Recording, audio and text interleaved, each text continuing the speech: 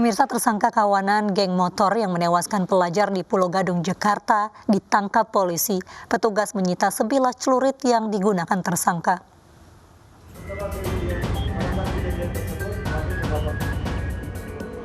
AIS, pelaku tawuran antar pemuda yang menewaskan satu orang pelajar di Pulau Gadung, Jakarta Timur Jumat lalu, ditangkap polisi di rumahnya. Polisi juga menyita celurit yang digunakan tersangka saat tawuran. Hasil penyelidikan polisi mengungkap pelaku berkomunikasi dan berencana tawuran di lokasi yang telah ditentukan melalui media sosial. Tawuran tersebut membuat FM yang berstatus sebagai pelajar meninggal dunia karena luka di dada. Ya, memang ada satu fenomena ya, di kelompok-kelompok anak muda ini, melalui medsos, mereka janjian untuk bertemu, namun berujung pada perkelahian atau tawuran. Pelaku terancam pidana 5 tahun penjara. Pelaku yang masih di bawah umur akan didampingi selama proses hukum berlangsung. Sebelumnya, tawuran terjadi di Jalan Perintis Kemerdekaan, Jakarta Timur 18 September lalu. Tawuran bermula saat rombongan pengendara sepeda motor bersenjata tajam melempari petasan dan batu ke rumah warga. Akibatnya, satu orang pelajar meninggal dunia. Tim Liputan iNews melaporkan.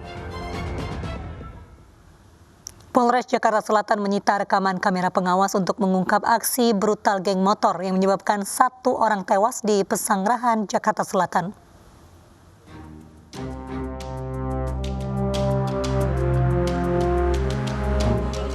Penyidik gabungan dari Polres Jakarta Selatan bersama Polsek Pesanggerahan masih memburu gerombolan geng motor yang menyerang warung makan di Bintaro Permai, Pesanggerahan, Jakarta Selatan dan menewaskan seorang penjaga warung. Penyidik telah mempunyai petunjuk dari kamera pemantau di lokasi dan telah memeriksa 10 saksi yang berada di lokasi kejadian. Selain itu, satu korban luka akibat serangan geng motor juga telah dimintai keterangannya untuk mengungkap motif penyerangan tersebut. Masih kita dalami dari keterangan saksi-saksi, sudah kita minta keterangan karena dari saksi-saksi yang ada di TKP, karena kejadian awalnya adalah targetnya mungkin bukan sebagai korban itu, tetapi yang korban yang meninggal dunia itu adalah yang melerai. Yang melerai itu dia meninggal dunia, maka dari itu kita dalami dari korban yang memang luka yang di sasaran awal. Nanti kita lihat aja, yang pasti mereka datang sekaligus serentak pada waktu yang bersamaan, langsung melakukan penganiayaan dan langsung pergi. Ada rekaman CCTV yang diamankan nggak, Pak? Ada CCTV-nya, tapi masih kita lihat. Sementara jenazah Toto Handoyo, korban aksi brutal geng motor di Pesanggerahan, Jakarta Selatan, dimakamkan di TPU Tajur Ciledug, Kota Tangerang, Banten, Minggu sore. Toto menjadi korban kebrutalan geng motor di wilayah Bintaro Permai, Pesanggerahan, Jakarta Selatan. Kerabat korban berharap polisi bisa menangkap pelaku penyerangan dan diberi hukuman setimpal.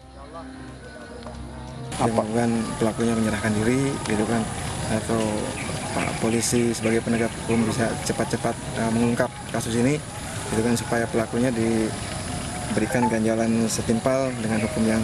Sementara satu korban luka akibat pembacokan yang dilakukan geng motor di Pesanggerahan, Jakarta Selatan sudah dibolehkan pulang setelah dirawat di Rumah Sakit Dr. Suyoto. Tim Liputan iNews melaporkan. Polres Jakarta Barat menangkap seorang pelaku penganiayaan seorang pria di Taman Sari, Jakarta. Terungkap aksi penganiayaan yang terekam kamera pengawas itu ternyata perselisihan antar copet.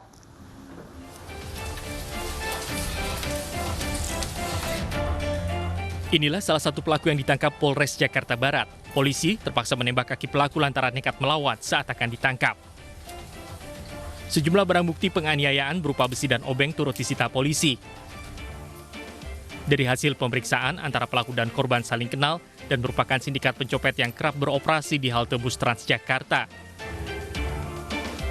Polisi juga masih mengejar satu pelaku lainnya yang ikut mengeroyok korban. Keributan sesama geng, di mana korban yang tadinya sempat dirawat dulu ya, ternyata sampai tanggal 11 September dia tidak sadarkan diri sampai meninggal. Sebelumnya dalam rekaman CCTV terlihat para pelaku menyerang dan menganiaya korban diduga dengan menggunakan pisau dan besi. Korban akhirnya tewas setelah sempat dirawat. Dari Jakarta, Miftahul Gani, iNews melaporkan. Oknum anggota Satlantas Polresta Pontianak Kota ditetapkan menjadi tersangka pelaku pemerkosaan terhadap anak di bawah umur. Penetapan tersangka berdasarkan hasil visum korban.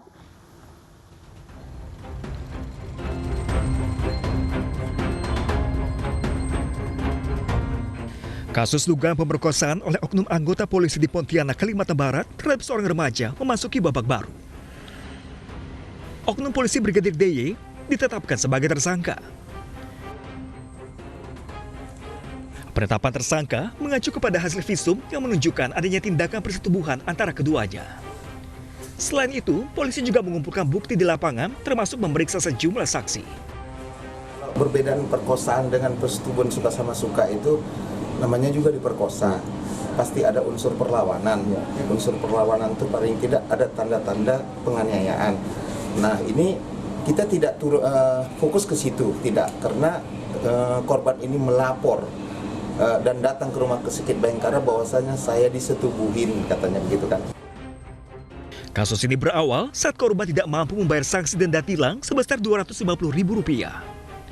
Pelaku kemudian membawa korban ke salah satu hotel di kawasan Pontianak Selatan.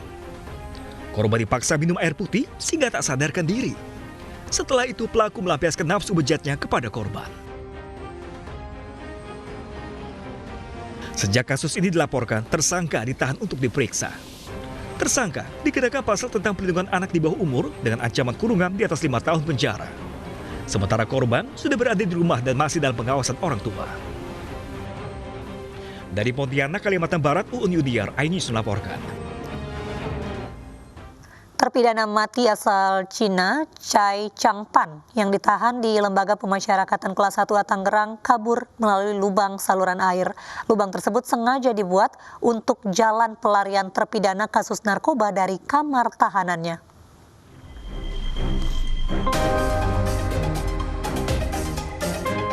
Lubang saluran air yang menjadi jalan kabur terpidana mati terpidana kasus kepemilikan 110 kg sabu Chai Changpan di samping lapas kelas 1 Tangerang ditutup. Sebelumnya, lubang ini menjadi jalan keluar bagi Chai Changpan yang merupakan warga China untuk kabur dari kamar tahanannya.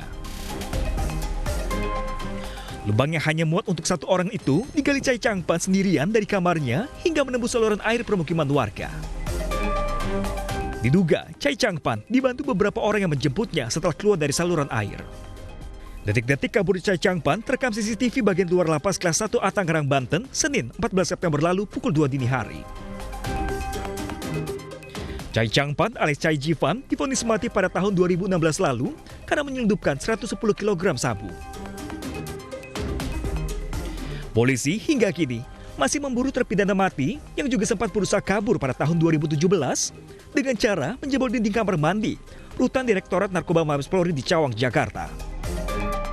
Dari Tangerang, Banten, Sukron, iNews melaporkan. Pemirsa, meski ada imbauan dari sejumlah pihak untuk menunda pilkada, pemerintah menegaskan pilkada serentak akan digelar 9 Desember mendatang. Kami hadirkan informasinya sesaat lagi.